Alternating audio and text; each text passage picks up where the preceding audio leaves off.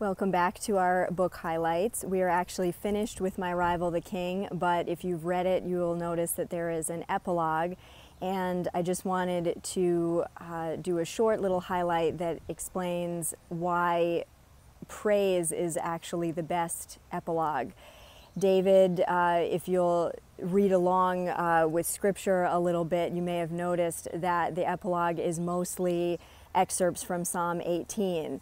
And I've woven those words throughout the novels so far with just different people encouraging David and then him writing that psalm over time. And Psalm 18 is just sort of, it comes up out of him in praise. He just erupts in praise throughout the epilogue.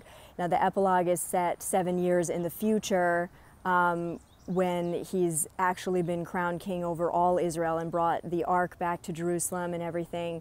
But it's a very important thing for us to think about at the very end of this book, a very turbulent story, because it's what we need for the turbulence in our lives. What David was really good at continually was fixing his eyes on God over and over again. And that's why he would be in the depths of despair, but would always come back. It wasn't because he was just so strong. He strengthened himself by remembering the Lord. In this part of the story, not just from the novels, but we know from scripture that when David became king, there was a lot of upheaval. He was still very disappointed and had a lot to do.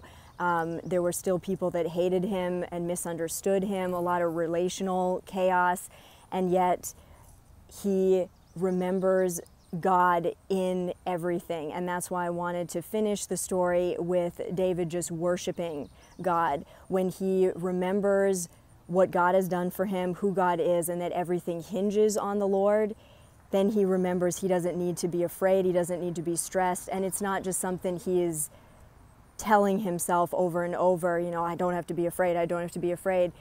The minute he just fixes his eyes on the Lord, praise just comes up out of his spirit. Oh, how I love the Lord, my strength. Look at what you've done, Lord. Look at what is coming. Look how stable and steadfast I can be when I am anchored in the one that this is all about, the one that has good plans for me and for Israel. And that's why he danced. That's how I ended the epilogue with, when you understand the worthiness of God, which is what David was reveling in, how could you not dance? How could you not just explode in spontaneous worship? So that is not just David's best practice. It's ours as well as believers. Anytime you feel burned out or distracted or tired, or just that you don't have the excitement that you used to, worship and praise is always the answer, the antidote. When you have a steady diet of praise and worship, you remember to dance. You remember that you don't have to pull yourself up with your own bootstraps. The Lord's goodness and worthiness, that is what carries you through. Praise is the best epilogue.